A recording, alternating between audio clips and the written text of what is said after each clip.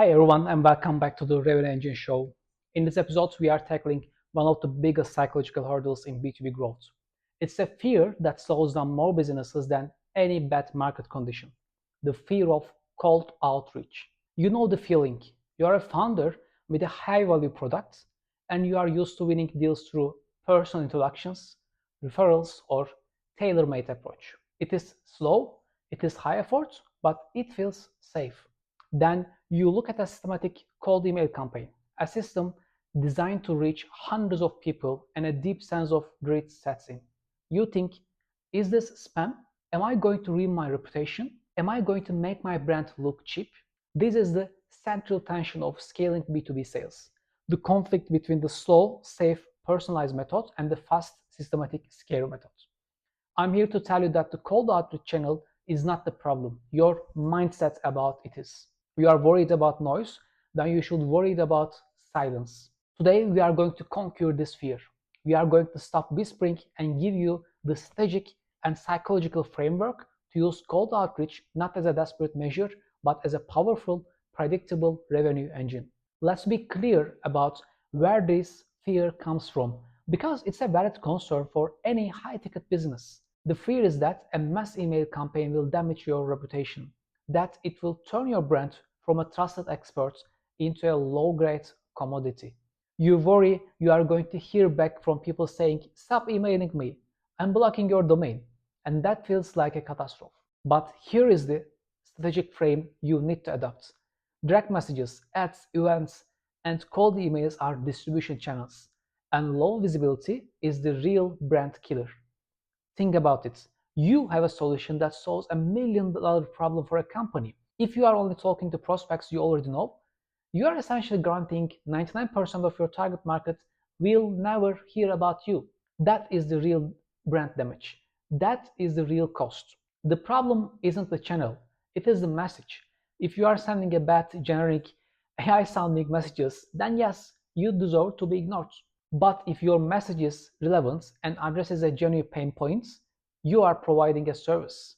I'm going to share a perspective from a very successful marketer that I love.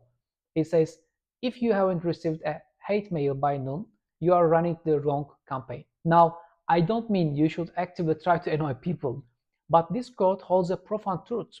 If your message is so bland, so safe, and so generic that no one even reacts negatively to it, it means you are not cutting through the noise. You are invisible.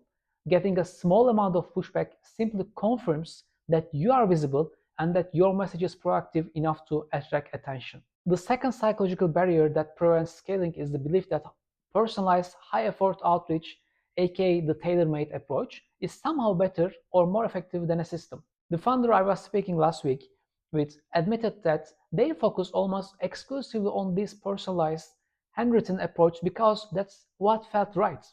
He would craft an email based on a founder's LinkedIn history or where they went to school.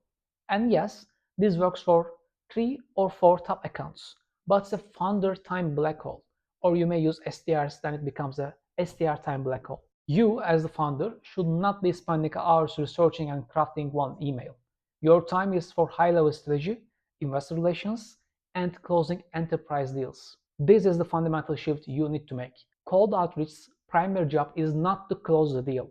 Its primary job is to find people who are ready to talk right now. Your sophisticated tailor-made approach is slow and costly. A systematic cold outreach campaign is a cost-effective data collection tool. It's fast, cheap way to qualify leads and start the dialogue. It's about efficiency. We use cold outreach to quickly and efficiently sift through thousands of contacts to find that 3% who are actively thinking about your problem this week. Once you find them, you jump in with your expertise and your relationship skills. The system finds the prospect, you close the deal. Now, let's address the strategic core of issue. You need to understand that offer is the ultimate filter.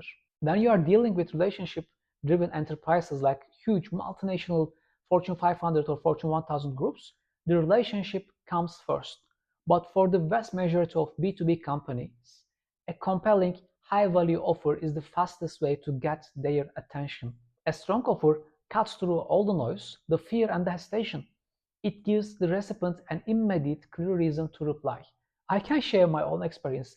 We run our own campaigns all the time. We recently ran a campaign using cold outreach that booked 10 direct sales calls with prospects whose ticket sizes were over hundreds of thousands of dollars annually. And we did this under a week without zero advertising. We didn't book those calls because I was friends with the prospect CEOs. We booked them because the offer was solid.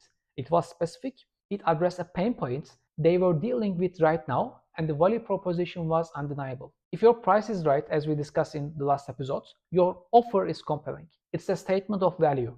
It is the filter that attracts high quality conversations. You are no longer asking for a favor, you are presenting an investment opportunity. How do you calm the fear and start implementing this? You focus on testing, not perfection. You use the system to validate your assumptions. First, persona offer metrics.